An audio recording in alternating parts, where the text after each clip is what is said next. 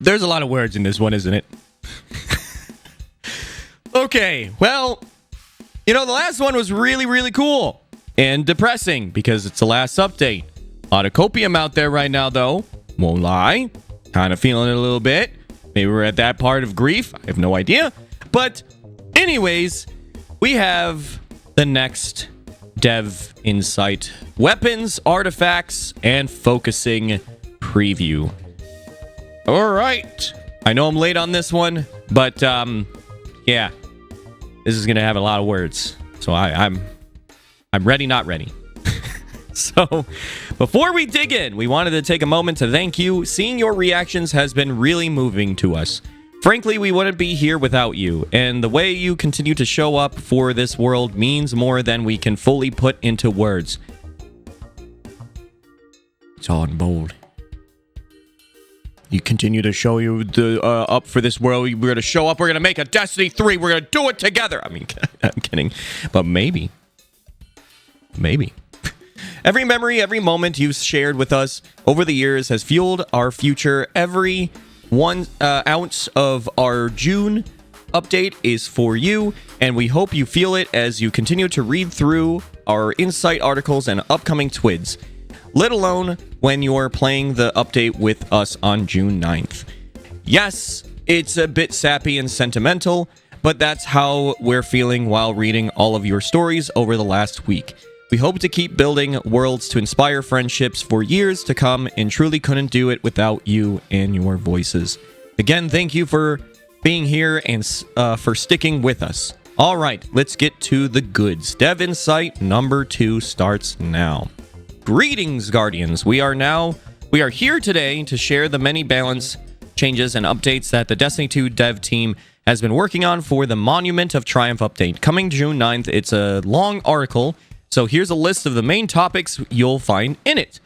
The new weapon tier upgrading system. Yeah, I'm actually very curious about how that's going to work. Hopefully it's like not too easy, but not too difficult. We'll see. Okay, it'll explain it. Tier upgrading for crafted weapons.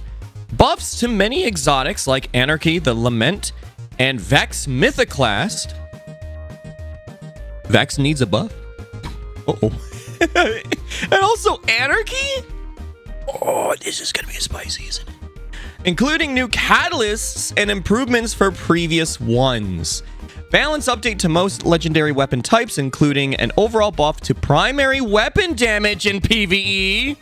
Targeted buffs to most special weapons for PvE. Many legendary perk fixes and buffs. A preview of the very customizable Artifact 2.0, including new ways to counter champions, saving your choices and loadouts. Okay, updates to vendors' weapon focusing and gear attunement. Ooh.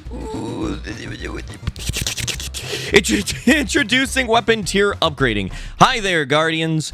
This is the Sandbox team here to talk about weapon tier upgrading, a new system releasing with Monument of Triumph that will allow players to upgrade their weapons gear tier for a cost to access additional enhanced perks and even the gear tier 5 cosmetics. The cosmetics too? We wanted players to still feel as though lower tier drops can have value, especially if you spike into the exact role you want. With a want for higher tier gear to have an easier time getting that perfect role due to multi-perk. All weapons integrated into the gear tiering system will be eligible to undergo tier upgrading, including those that have already dropped and are resting within your vault.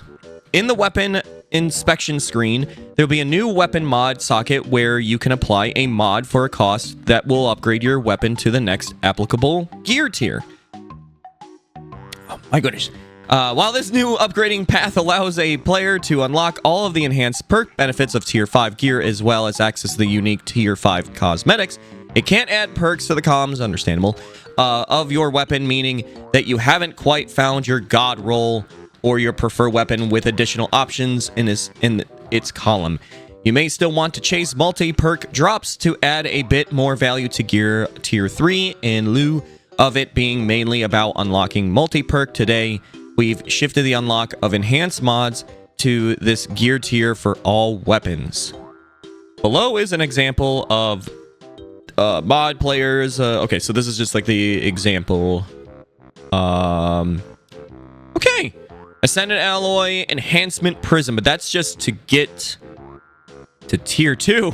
Oh my goodness. Okay, well, at least Ascendant Alloys, I mean, I won't lie. I'm like maxed on those, but Ascendant Shards, I keep losing. So, I see now they're going to have more of a reason for Ascendant Alloys, so okay. Final upgrade from tier 4 to 5 will therefore have unlocked enhancement perks. Yes, yes, yes, and the cosmetics.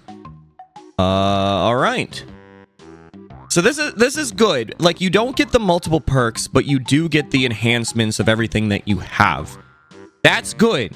Again, my main issue with the grinds for tier weapons was knowing, like, we all are like this. We don't want the less of the loot. We want the best. So when we see even a tier 4, we throw it away.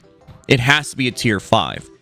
But having the option to upgrade it, like if you get a really, really good roll, even without the multi-perks, having the option to just upgrade it is phenomenal. It's a great, great system. So this is, yeah, I mean, I'm going to be just constantly repeating myself, but this is exactly what we've been waiting for to fix the game. So hopefully make more content. That is not happening! Anyway. Exotic weapon catalysts. With Monument of Triumph being the final release for Destiny 2, we didn't want to leave any exotic behind. What? When it came to catalysts, what? We also handpicked existing legendary perks that thematically tie in each exotic weapon's story or strength. We want to keep most of these a nice surprise for you once the update hits, but here is a sneak preview of a handful of these. Chaperone, Triple Tap, Parasite, Envious Arsenal, Terrible Ambitious Assassin. This is great. Everything, dude. We're getting a Smash Brothers Ultimate of Destiny 2. Everyone gets a catalyst. They're all here. Additionally, we also added perks to all the oldest catalysts that only gave stat boosts to help bring them up into the same tier as more recent weapons. Here are 2 examples. Crimson, To the Pain, Merciless, Heal Clip. Okay. In total, we have added 25 catalysts to weapons that did not have one already. 9 perks added to existing catalysts that only had weapon stats as a bonus. This is going to be a big grind. Oh my god, just catalysts alone. Oh gosh, like getting this, that for Parasite alone is phenomenal. Like it's a game changer. And Terrible getting Ambitious Assassin, like come on. We hope these help breathe some life into some new options in your arsenal. Enhancing weapon crafting. With Monument of Triumph update, adding a new armor set, bonuses to earn in our raid and destination content, we wanted those weapons to feel relevant again, but not necessarily ask players to regrind them under gear tiering. We know players have already put forth a lot of effort to unlock patterns throughout the game, so we wanted to treat them with some updates while giving players additional reason to finish up their patterns if they hadn't yet. I have not. So, okay, good. As we investigated options, we concluded that we could update all crafted weapons to the power of gear tiering, but through a slightly different method, including the crafting table. Upon logging in, any legendary crafted weapon that already exists will immediately be eligible for a version of gear tier upgrading, and any newly crafted legendary weapon can be taken on the same upgrading journey.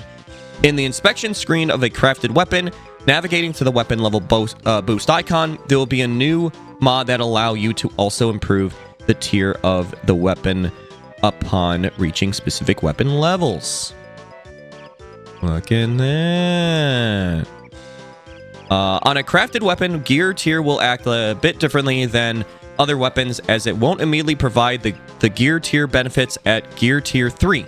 Players will unlock enhanced weapon mods, and at gear tier 5, It will unlock cosmetics just like any other weapon in the gear tier system. However, for all the other tiers, it will correspond with the unlocking of enhanced components at the crafting table. When you reach weapon level 11, you can upgrade to tier 2, and just like that, with a fresh tiered weapon drop, you'll gain access to enhanced perks. Level 25, gear tier 4, origin trait. So basically the same stuff. I got it. Okay. If you want to return to base traits, selecting of any base trait for the origin column will still allow you to other options to be available after reshaping. Okay, so yeah, this is... Whoa, what is sparklies? Is that what the cosmetic's gonna be? We're gonna get sparklies. Oh, Fatebringer gonna sparkle. It's gonna sparkle. Because the sandbox has evolved and changed since some of these destination and raid weapons entered crafting, we've also updated them to have an additional new trait options. 2 new traits per column. For instance, Supercharged Magazine and Jolting Feedback have been added to Oversoul Edict.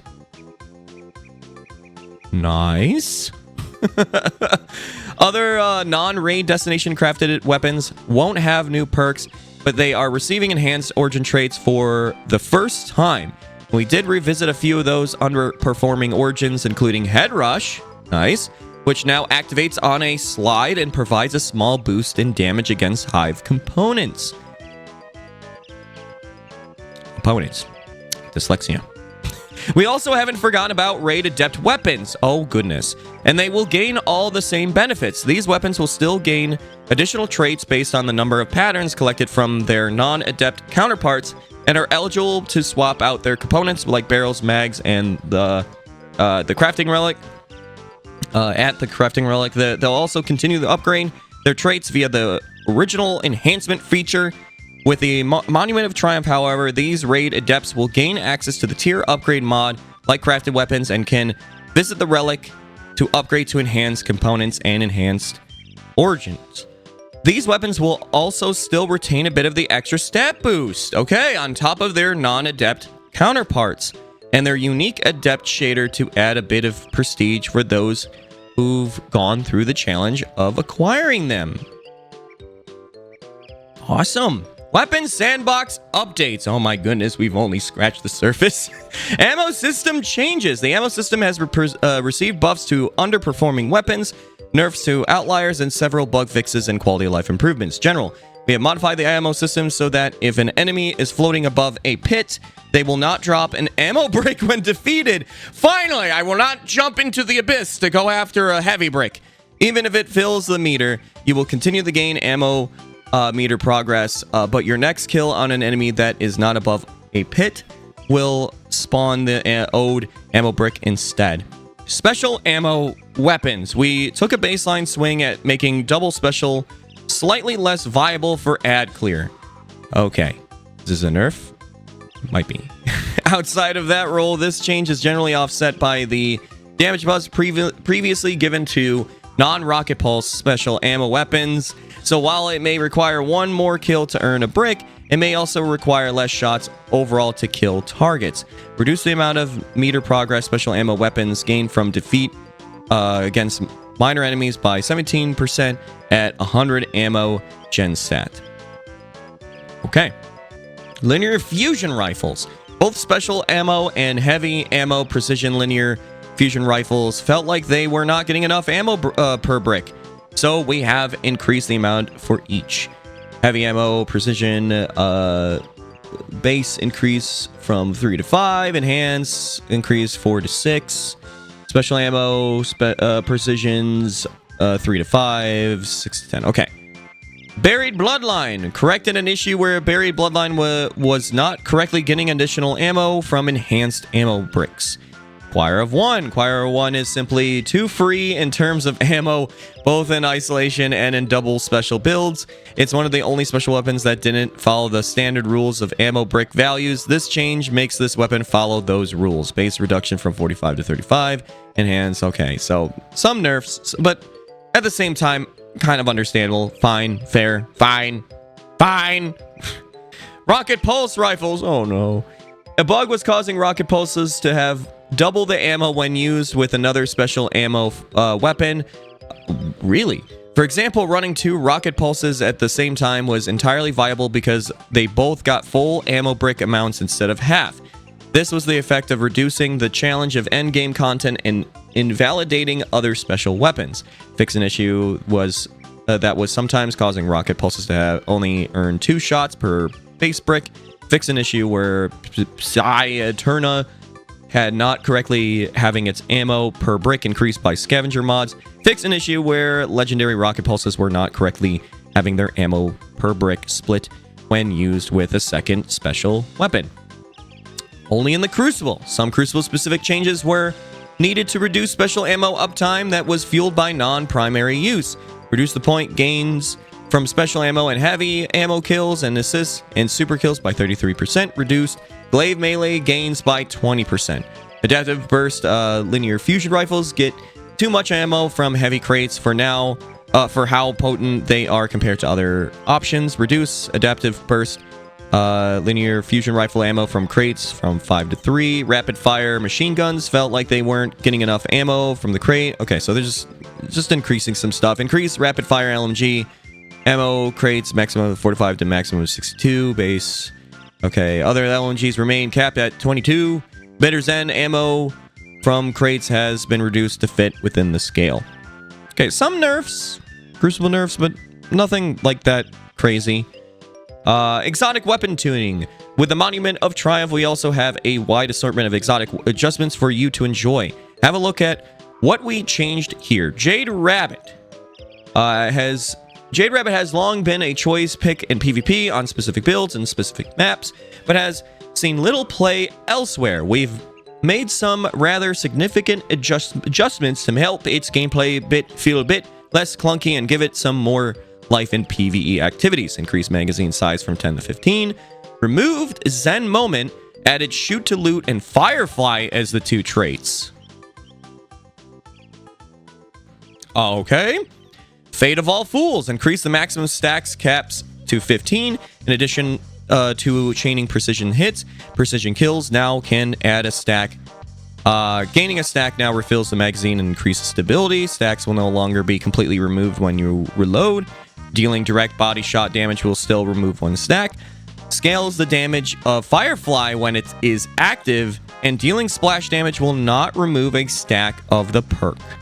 Nice! Catalyst. In addition to adding stability, special reloading will consume all stacks of Fate of All Fools and grant a singular micro-missile round, which deals bonus damage based on the number of stacks consumed. Oh my goodness!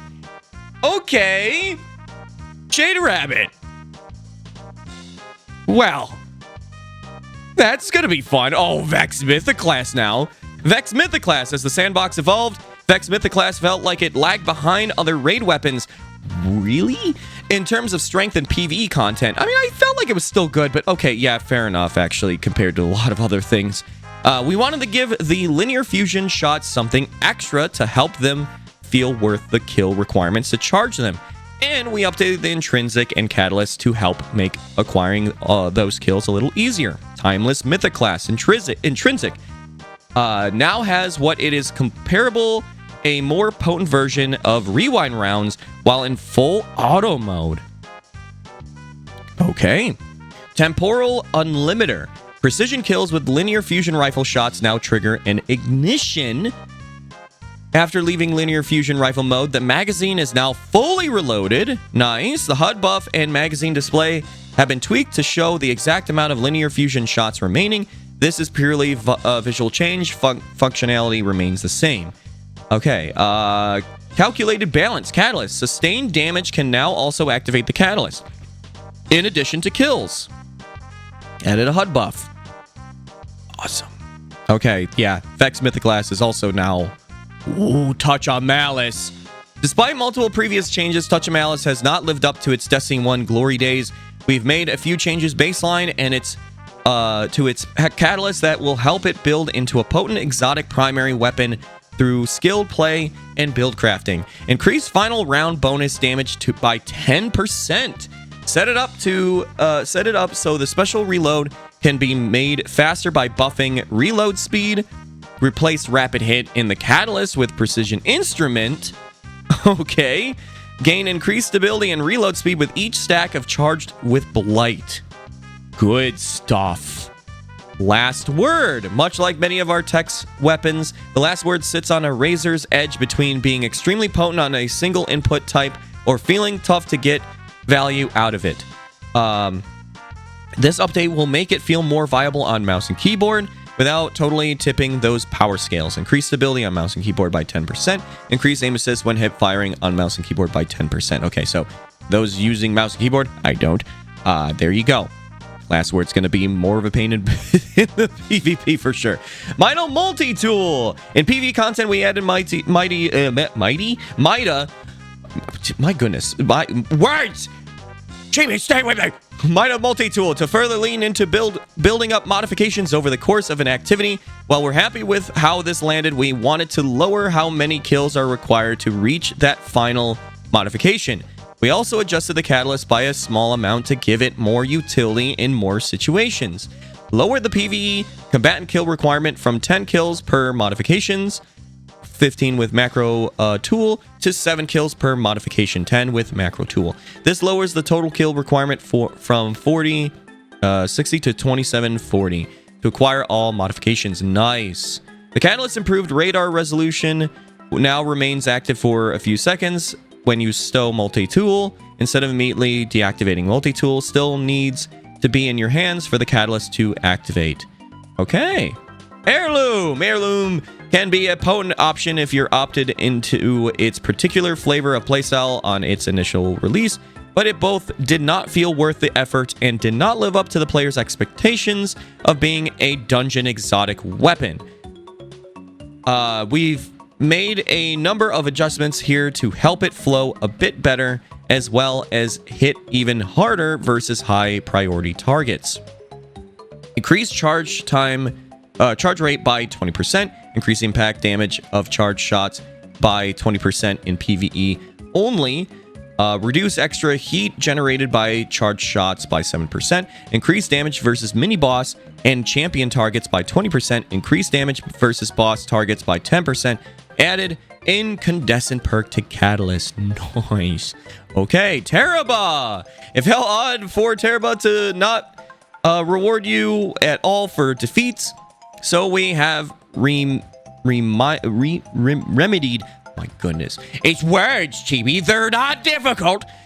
That while also building more tie-ins into the solar kit, so let you get to the Ravenous Beast mode more often. Dealing damage to scorched combatants grants increased Ravenous Beast progress by 33%. Can generate full meter if all the mag hits a scorched enemy. Kills grant greatly increased progress 10% per kill. Nice. Anarchy! What did they do? Once Finality's Augur was released, Anarchy felt like it no longer had a place at a point defense trap system. That's actually pretty true. I actually haven't even gotten that exotic, so I gotta get that. The linear whatever fusion thingy. So we are amping up its traps capabilities to be more competitive versus Finality's Augur. Increased arm trap lifetime by 50%. From 10 to 15 seconds. Increased trap damage versus combatants by 30%. Doubled tap detonation damage versus combatants to better match the per tick damage of a trap. Replace moving target with impromptu ammunition. Divinity? What? After all this time, we felt it was fair to bring Divinity back up. Salty is definitely not gonna like this one. I'm kidding. Divinity back up to at least a little bit so that the dedicated Divinity user in your group didn't feel like they were wielding a sluggish gun and missing out on some damage. Increase damage of penance by 20%. Reduce time to activate penance from 4 to 3 seconds. Reduce shots to activate the cage from 14 to 10.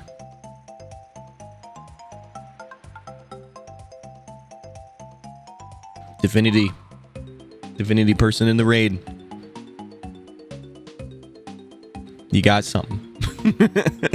Winter Bite. Winter Bite is extremely solid workhorse glaive, but it feels overly punishing to shoot the projectiles while in CQC. Reduce self-damage. Thank you. That sounds like right there. That's for me.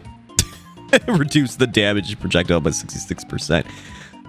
Edge of action, concurrence, and intent. The class glaives should feel like the apex power for an exotic version of the legendary glaive. So we are upping their charge rates of the special shots when you are fully engaged in the glaive loop. Rev up those doom sticks. Glaive projectiles now grant double progress towards special shot. Nice. Hierarchy of needs. We've updated Hierarchy of Needs to make its seekers more interactive and build friendly, helping them better follow your precision shots through the guidance ring.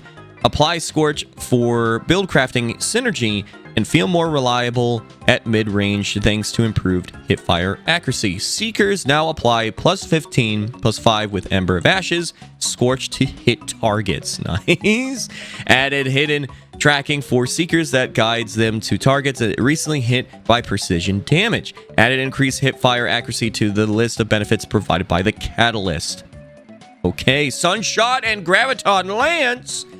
Is it going to be more boom? Both Sunshot and Graviton Lance have been very easy to use while also having a high impact on gameplay for a long time now, and they tend to crowd out many similar options. Don't tell me it's a nerf. We've made a few changes to both to make them a bit less able to wipe. No! It's like, why? With one kill while retaining their power and rebalance the damage of the explosion to deal more damage up close and less damage further away. Okay. Is that like a buff / nerf? Like it's doing more damage up close, but then far away? Okay, well, dang it. More explosion, I guess, sort of, if that's how it works, but dang it. Dang it! I was excited for a moment. I was like, oh my gosh, are they going to make it really broken? Outbreak perfected. There's a ton of love for Outbreak, especially with it being a primary weapon that can hang with our special and heavies and endgame and Monuments of Triumph. Though we are buffing our primaries across the board, and because of that, there was a need to reduce the delta between other strong primaries and Outbreak. Reduce damage bonus at maximum nanite stacks from 4.5 to 4. Okay, just a 0.5 difference, I guess. Arbalist. With anti-champ rolling out across all weapons in the game, Arbalist was struggling more than ever for us during testing. So we are spot tuning that damage up a fair bit. Increased damage versus champions by 33%. Okay.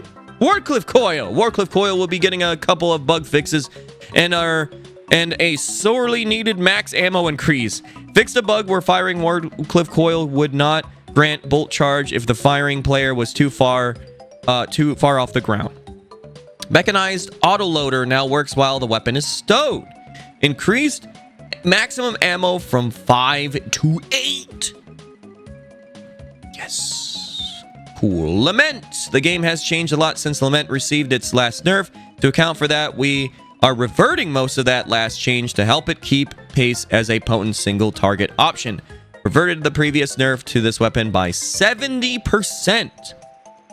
Return most of the final combo hit damage and self-healing the previous change reduced. Okay, that's good. That's good. Truth.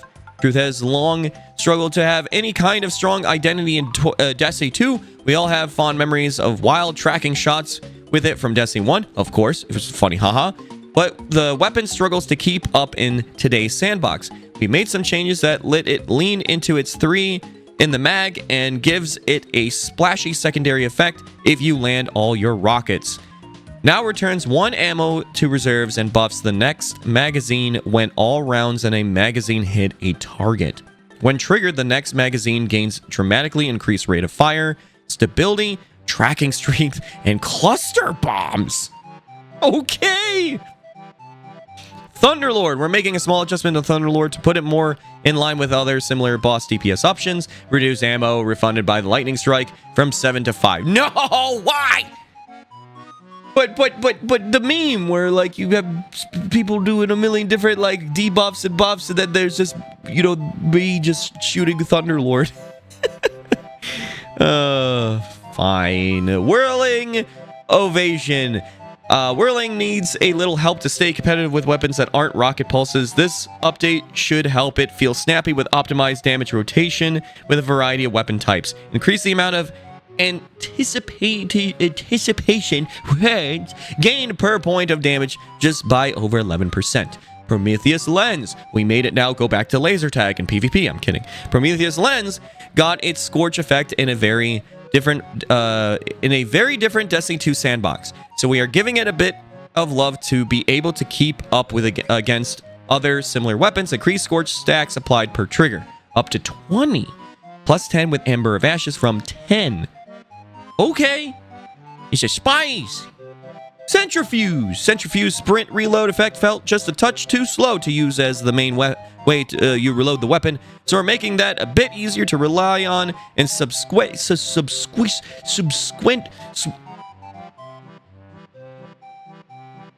I'm skipping it.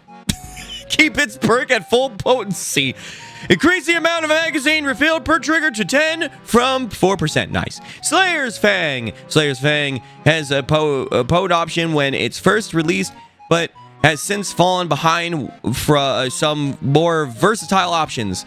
We're giving it a few changes that allow you to be a bit more liberal with its usage, and as well as bringing back a bit of an effect it used to have prior to its release. Increased magazine size by 2, increased reserve by 10.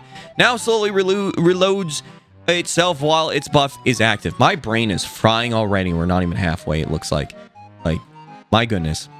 Xenophage, once a terror of Gambit and PvE alike, Xenophage definitely has a hard time in today's sandbox. We're giving it a bit more total ammo to help keep up with similar options and a bit less strict on its economy. Increased reserves ammo by 10. Yeah, that thing in Gambit.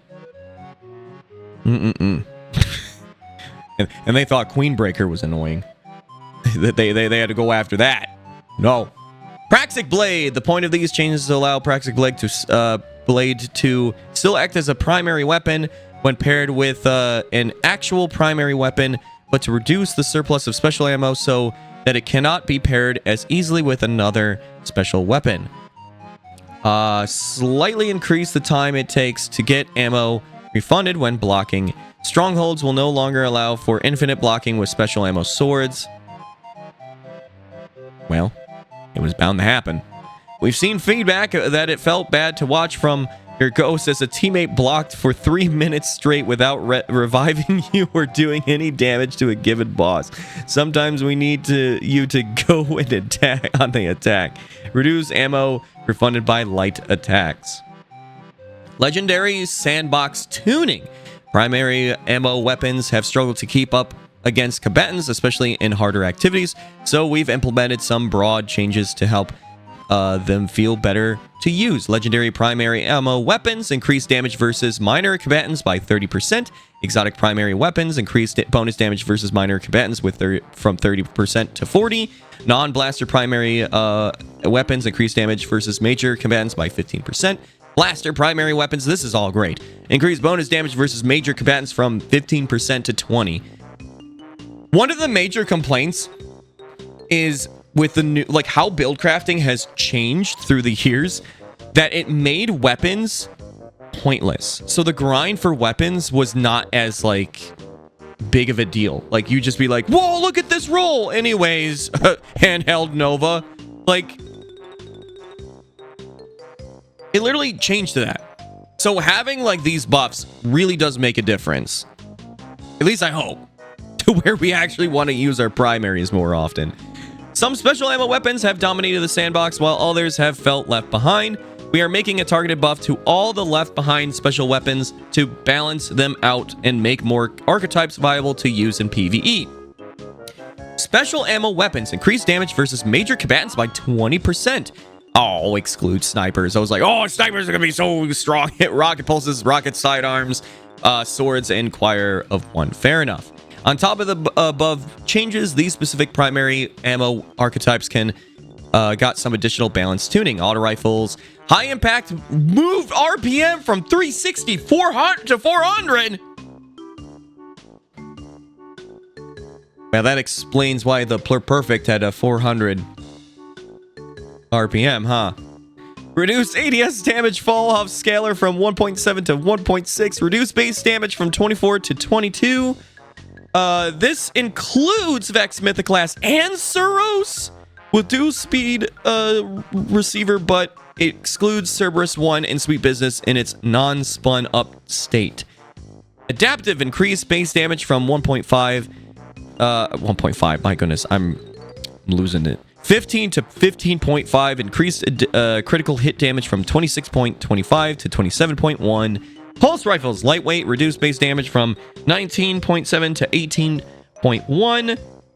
Reduce critical hit damage from 31.5 to 30.1. Legacy frame. Since these weapons inherit the damage change from lightweight pulse rifles, we are reverting the nerf to their ADS damage fall off scalar. Increase ADS damage fall off scalar from 1.6 specs to 1.7. High impact reverted previous nerf to ADS damage fall off scalar. Increase it from 1.6 back to 1.7. Scout rifles rapid fire reduce base damage from 28 to 27.3. Reduce critical hit damage from 54.6 to 53.25. Hand cannons aggressive reduce base damage from 49 to 48.7. Reduce critical hit damage from 90.65 to 90.1. What this one specifically, it's like what? I don't know if it really makes that much of a difference. I don't know the math. Bows increase damage versus minor combatants by additional 20%. Increase damage versus major combatants by additional 40%. Also, on top of the above changes, many special weapon archetypes also got some buffs along with some nerfs to one particular archetype. That won't be too surprising to see. Let me guess. The oh no, rocket sidearms right here. Increase projectile explosion radius by 33%. Nice. Fusion rifles. Rapid fire increase PvE damage scalar by 7%. Adaptive by 10%. Precision 20%. And high impact 15%. Shotguns. Aggressive increase PvE damage scalar by 15%. Improve the base stats of fail winners. Lie. Oh. Lightweight increase PvE damage scalar by 15%. Precision increase PvE damage scalar by 20%. Slug shotguns rapid fire increase PvE damage 10%. Pinpoint 5%, heavy burst 10%.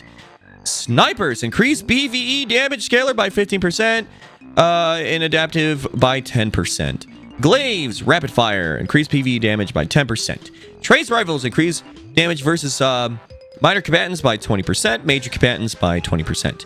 Exotic trace rifles increase bonus damage versus minor combatants from 30% to 40%. Rocket pulses, here we probably go. Reduce ammo generation stat of legendary micro missile pulse rifles by 15. Decrease PvE damage by 10%. Yep, here we go. Decrease damage by versus bosses by 25%. This is on top of the above 10%. Yikes. Reduce projectile explosion radius by 25%. Reduce super generation by 25% for roamers and 33% for standard supers. Yep. Well, kind of saw that coming. I mean, yes, I know that there's going to be some people being like, wow, we're getting nerfs on the final update. Why are they doing this? I mean, maybe it won't. Maybe there's some cope happening. Who knows? No, I'm kidding. I'm pretty sure. I mean, who knows? Listen, I want to keep everyone's expectations where it should be, where we shouldn't be like, oh man, it's totally gonna happen, we're gonna get more content in the future by this, but still make a lot of noise June 9th. I the whole month, the whole summer if you can, and keep making noise now too. Finally, heavy ammo weapons got some attention to make them more effective against bosses and champions, along with some targeted ammo tuning. Heavy grenade launchers increase damage versus bosses and champs by 5%. Rocket launchers increase damage versus bosses and champs by 5%. Crossbows increase damage 10%. Linear fusions, okay. Increase the damage of all legendary linear fusion rifles versus bosses and champs by 10%. Precision increase PV damage scalar by 10%. Increase ammo reserves by 30%, excluding sleeper simulants. So this is nice. Linears might actually kind of be back with all the changes, I hope, because yeah. they weren't like the best recently. Machine guns increase bitter ends reserve ammo. Swords decreased cost of vortex frame heavy attack from 6 to 4 ammo to match other heavy swords. Legendary perk changes. Additional to the legendary weapon archetype tuning, we've also made some changes to legendary weapon perks. A few older damage perks felt like they were lagging behind, so we've buffed these perks in order to make them more competitive choices compared with more modern perks. Focus Fury. Damage bonus increased from 20% to 25%. Hits required to activate decrease from 50% of the magazine to 35% of the magazine. Full Court. Maximum explosion damage increase. Well, bonus increase from 25% to 35%. Lasting Impression. Explosive damage bonus increase from 25% to 35%. Okay, Reservoir Burst damage bonus increase from 25%, 27.5% enhanced to 30%, 33% enhance. Gut Shot Straight. Reduce the aim assist penalty by 20% on the perk, base perk, and 25% on the enhanced perk. Fix an issue where the perk did not work on bitter end. Adagio. Reduce the damage bonus on hand cannons from 30% to 27%. Fair enough. I mean, yeah. Some of those hand cannons with Adagio. Won't lie. My goodness. Increase the damage bonus on shotguns and bows from 20% to 30%.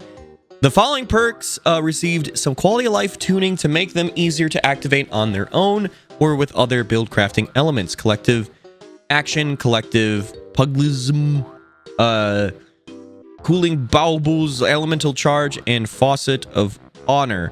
Now all share the same Tangle activator. Destroy a Tangle either by shooting it or upon impact after throwing it.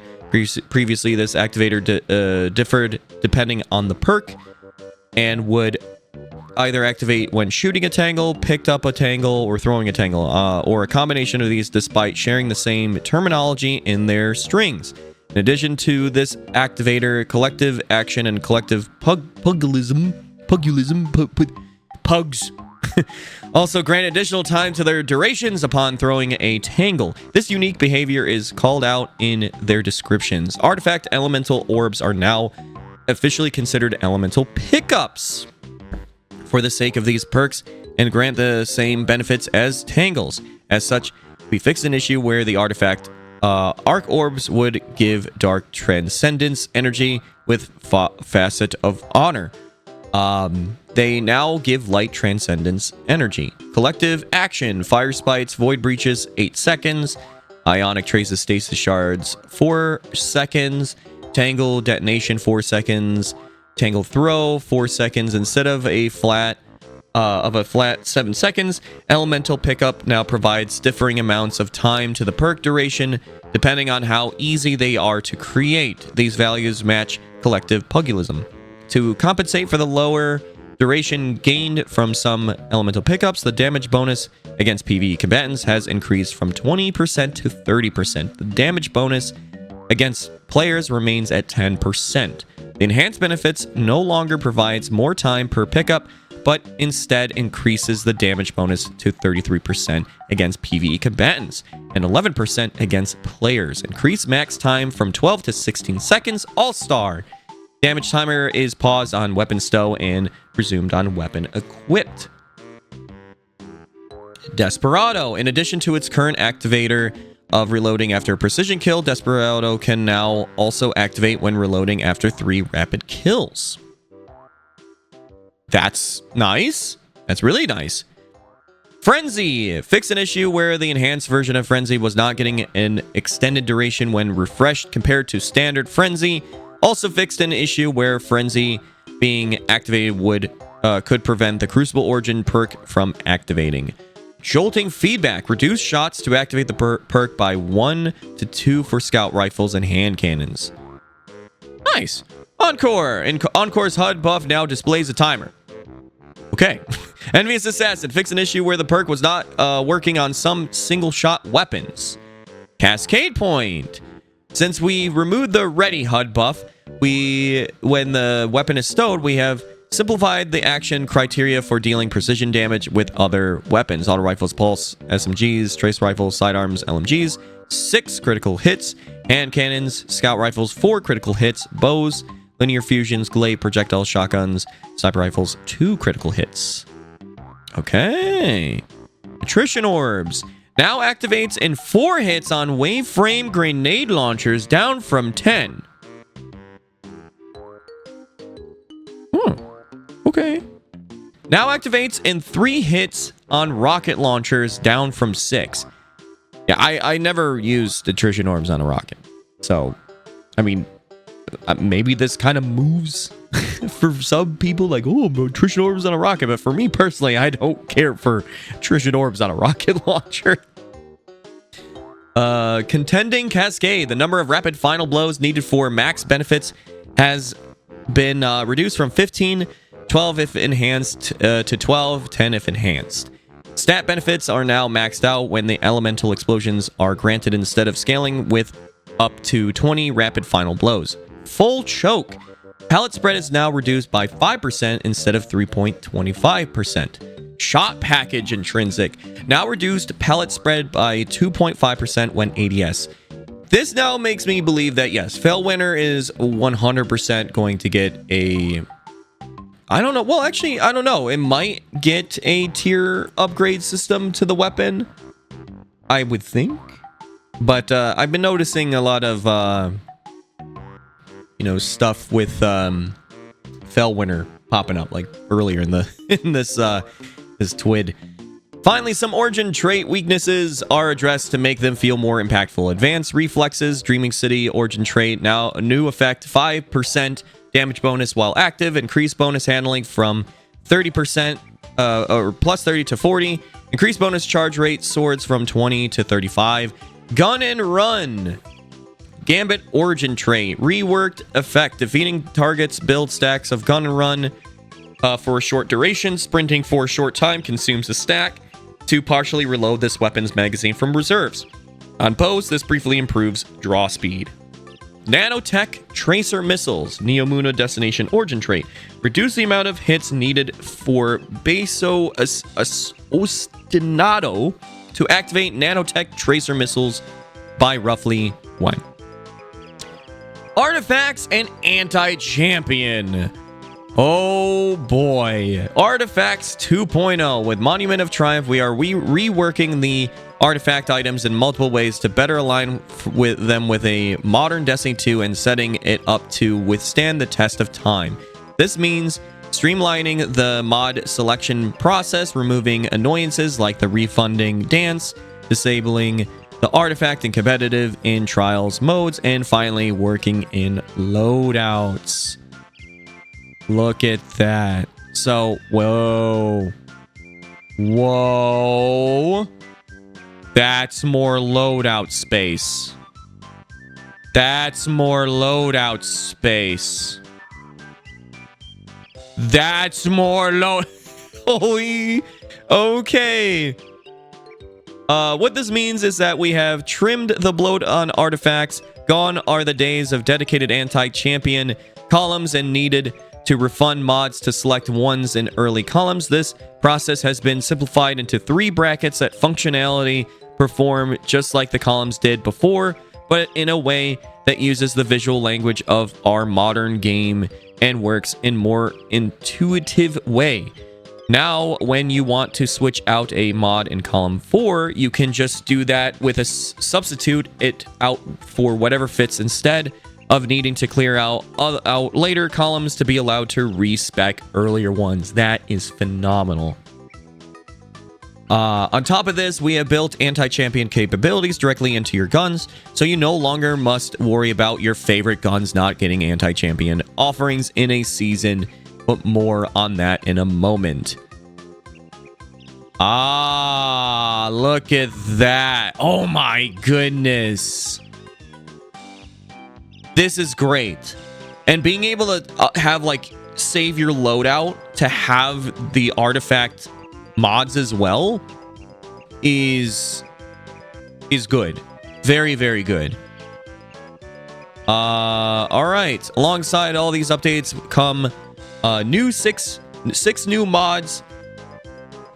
Defragmented and deciphered from the data disk and into your hands. Fierce proximics. Finisher final blows. Grant grenade and melee energy. I'll just go from like top to down and then go to the right. Rapid remedy. Machine gun rapid final blows heal you. Tier 2. Blinding jolts final blows on jolted combatants blinds enemy nearby combatants. That's amazing.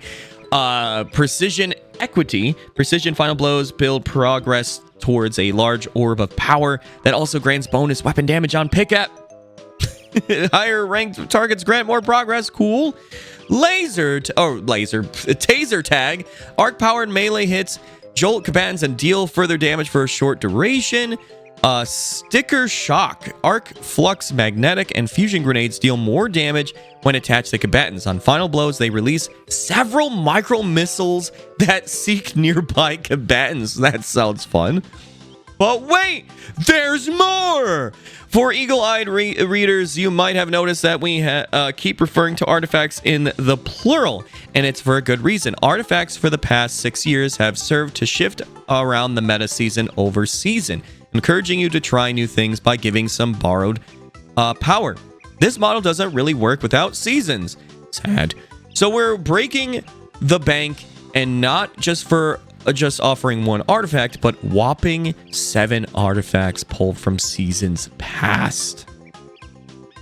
Oh my goodness, look at that. Oh, they even like tell you like what kind of like elements and stuff are focused on that. That's so nice.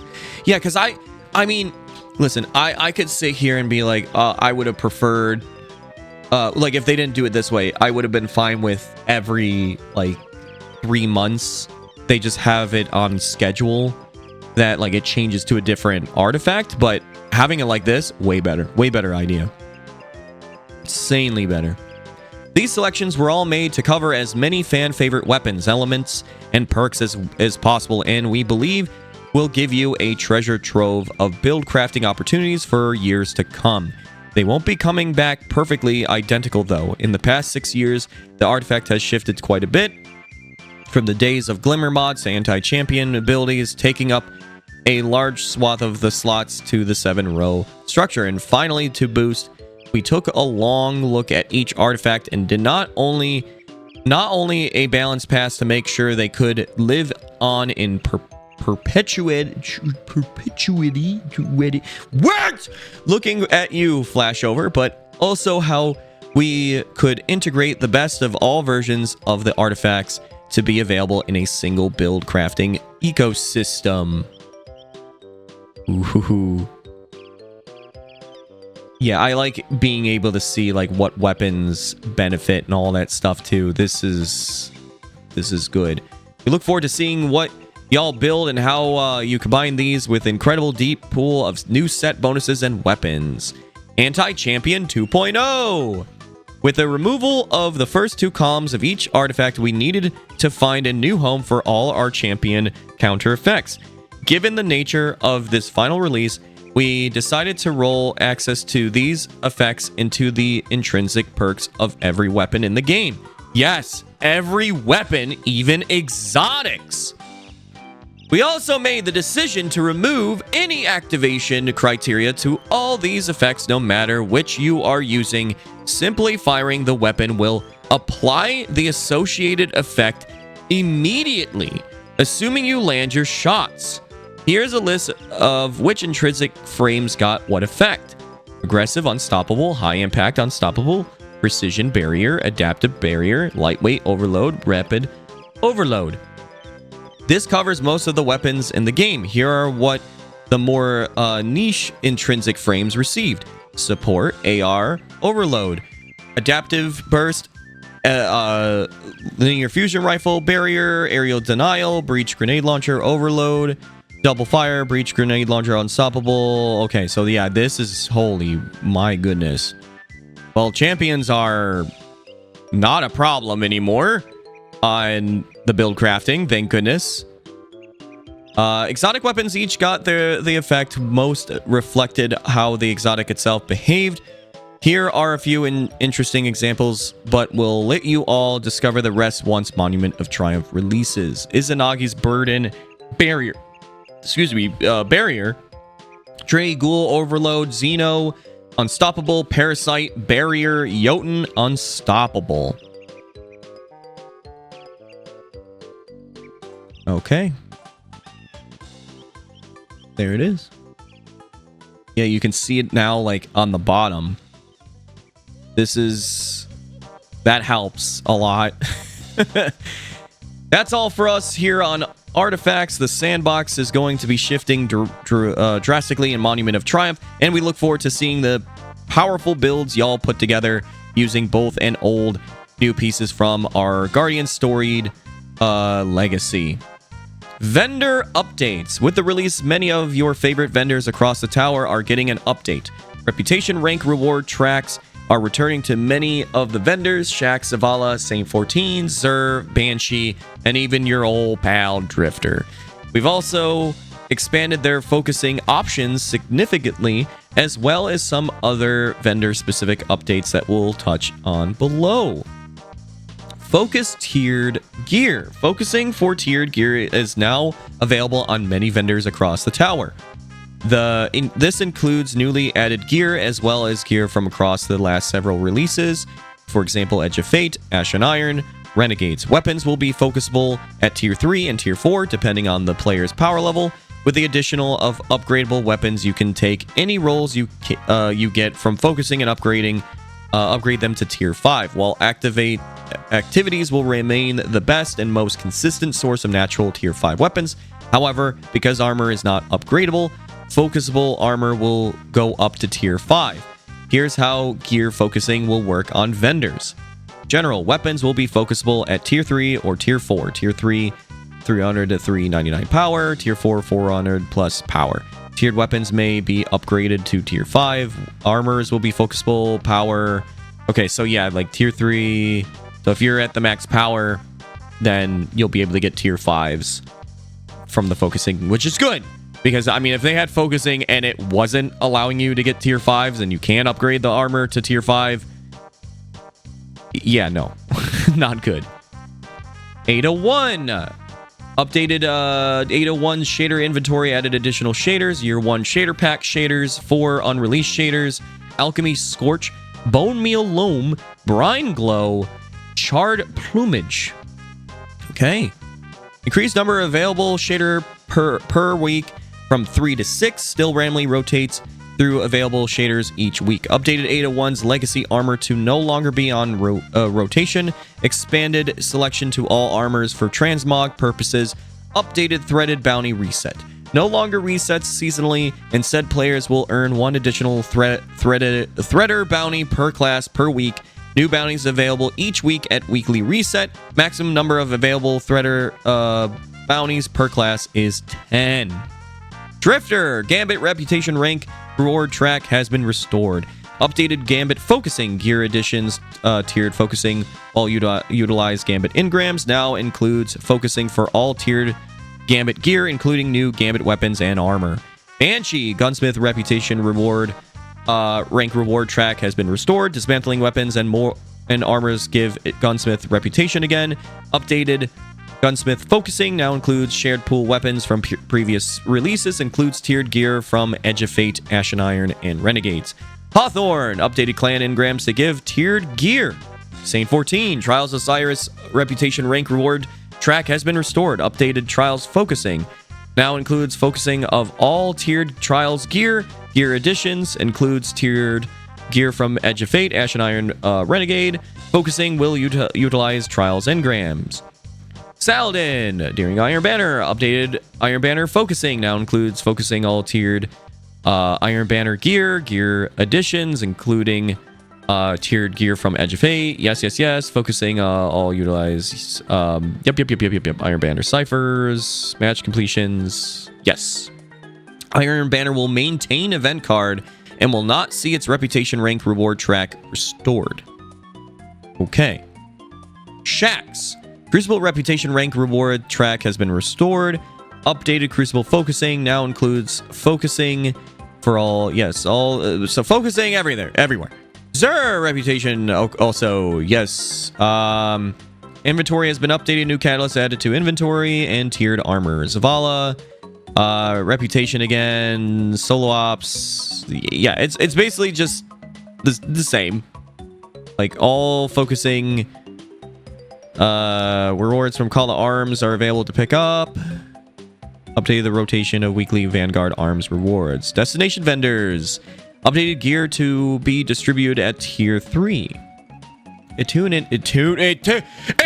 anywhere! Attunement now lives in your inventory, accessible anywhere, anytime. No longer will you have to go to a specific vendor to attune what you want to earn from the activities you are playing. With a huge amount of new and updated weapons in this release, we wanted to make it seamless for you and your fire team to have greater agency around farming for those god rolls than ever before. Hanging out in orbit or waiting for friends during a break between SRL races, take some time to attune to your favorite weapons across various activity types. No way! Attunement exists for the following activities: Distortions, World Drops, Solo Ops, Fire Team Ops, Arena Ops, Pinnacle Ops, Crucible Ops, Trials of Osiris, Iron Banner, Gambit, Onslaught, Sparrow Racing. Right? Look at that! And anytime players can be attuned to one weapon for each activity type. For example, players can be attuned to Crime, Unity, and Solo Ops, Nightshade and Fire Team Ops, and Better Devils and Crucible Ops at the same time. Attuning to a weapon means that you will have significantly higher drop chances for that weapon from activity rewards and will be available for all of the weapons in the active loot pools for each of the included activity types. Attunement is available for all players with no cost to attune or unattune, with no limits on changing the weapon that you are tuned to. We hope this system helps you find the perfect weapons for your arsenal. That's our Dev Insight article about weapons, artifacts, and how vendors' attunement focusing will work when the Monument of Triumph update drops on June 9th. We have more to share later today on our TWID, coming in just 2 hours. Stay tuned. I know, it's crazy, right, guinea pigs? They're going nuts. Stay tuned to find out about what's changing in the Crucible, what new rewards you can get in Pantheon, and much more. Weapon attunement. It's just there. Oh my goodness. Again, it's so disappointing that this is the final update. Or copium. There could be more. I don't know. There's so much like people putting on the tinfoil hat and speculating so many different things. But I mean, if there's any time to play Destiny, this is it. There's so much good quality life stuff. A lot of good balancing. I mean, every exotic is getting a catalyst. This is fixing the foundation. Again, that was what I was saying, that with Edge of Fate, if this stuff came first, they should have took a whole year doing quality of life, improving, adding content, messing with playlists, and then going into a brand new game into a brand new saga with this game, if they were going to stick with Destiny 2. Because this is it. This is everything we've all been waiting for. Being able to attune wherever you want. And I know it's like, I don't see raids or dungeons or whatever. So, like, I don't know if that would be considered like Pinnacle Ops or anything like that. But I think that they said that those are separate. I don't really know. But, they could, down the road, like, add that if they were still getting updates. But they're not. But even then, this is really good. Really, really good. That's insane. Well, yep. Like I said, everything was really good here. I think the main thing that I'm excited about is obviously the attunement, but I'm looking forward to seeing the build crafting. One of my favorite things to do in Destiny is, of course, build crafting. I love doing a lot of like the funny builds, the fun big DPS builds, stuff that's just whatever, just fun. And I've seen all of your like comments in those like videos where I've done those builds where those builds have helped you like return to the game and have fun. And I want to do that for sure. Like starting June 9th, there'll be a lot of me playing this game, and excuse me, I'm not going to be rushing through it all. I want to take my time, obviously, but I will be making content through... I basically made the expectation that it will be through the summer when it comes to videos, and that includes like funny videos and you know, the build videos, whatever else that we do, showing off weapons, etc. Like just messing with what we have in the game. And I look forward to it, doing it. I really do. I know that there's gonna be a lot of other content creators that will be rushing through it to make the videos and so on. Listen, I don't have editors. I'm just one person. I know I'm going to be late to a lot of the build videos and stuff, but I still do them. I still like to show it off and have fun with it. It's not about... I just...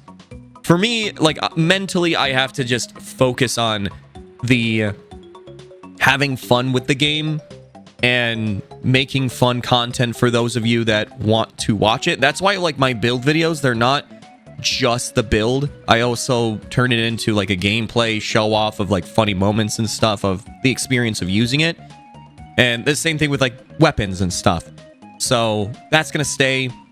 Again, June is gonna be packed for me. I mean, Warframe gets its update on the 17th. Destiny's getting its update on the 9th. There's all these game reveals and this week that's going to be happening that I will try to actually, like, you know, stream those and react to them.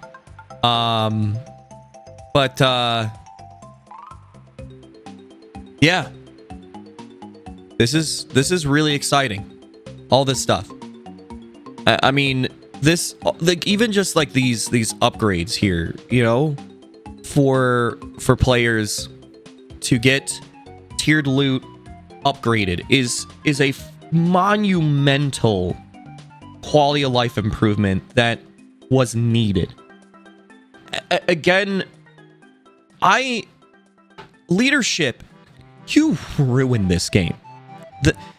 I've been seeing some comments, some people that just can't have vision for a game, but Destiny had its potential of being something greater, but sadly, corporate greed became the main focus because what did they focus on? Seasonal formats. Remember how exotics used to feel more exotic when acquiring them? No, we're going to turn it into a monetization gain with the seasons. Like, why? Why are you doing that? Like, it shouldn't be modeled that way.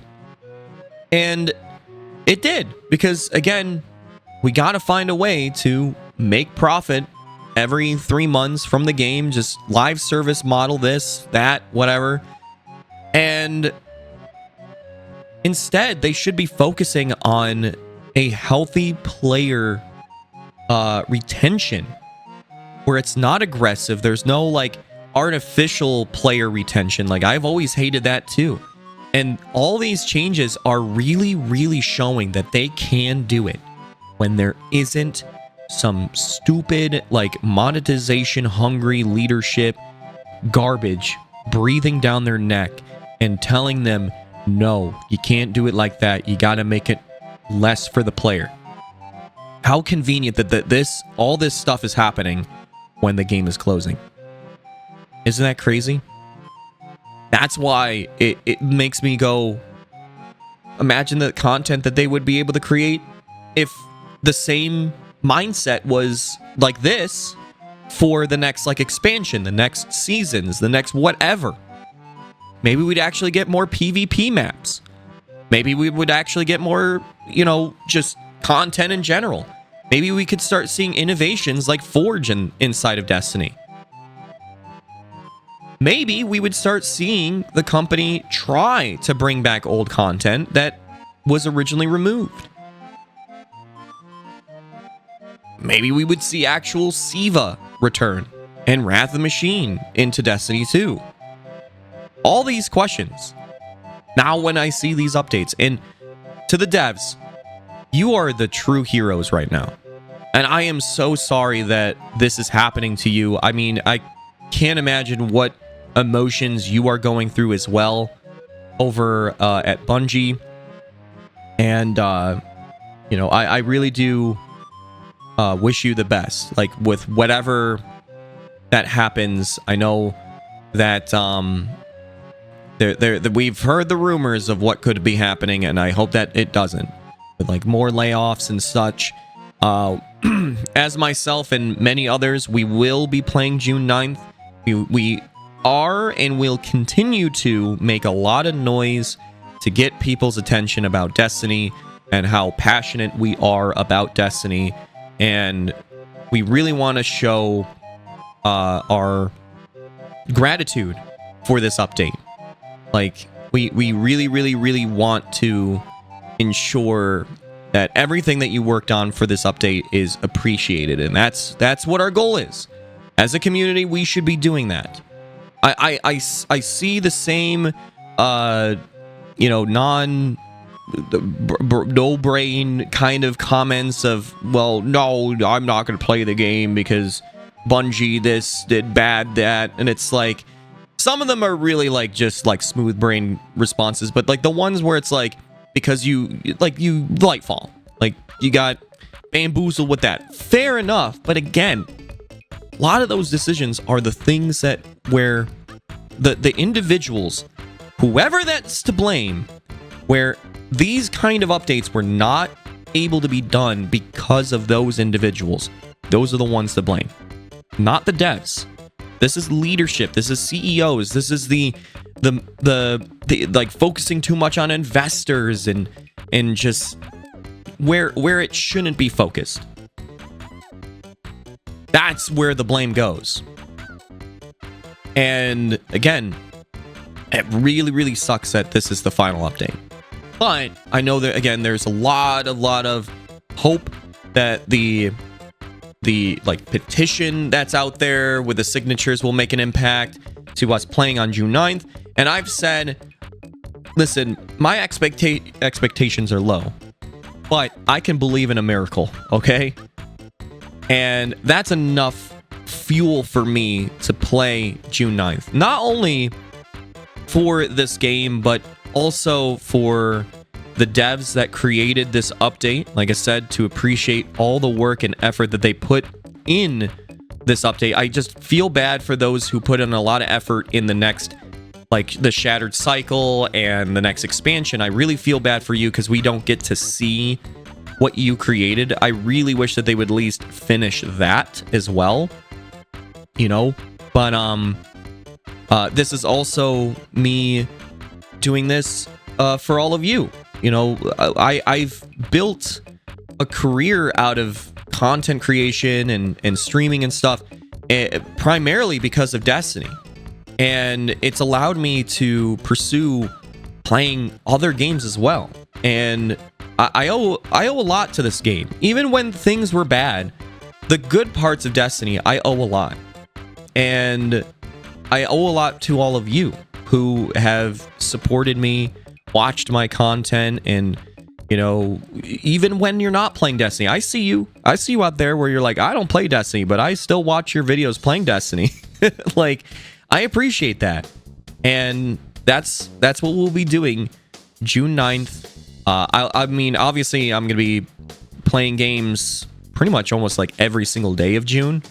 I will probably take some days to like take it easy, maybe short streams or not stream, but pretty much almost every day of June, I will be streaming on Twitch. So if you want to check out our streams, you know, it's in the description down below.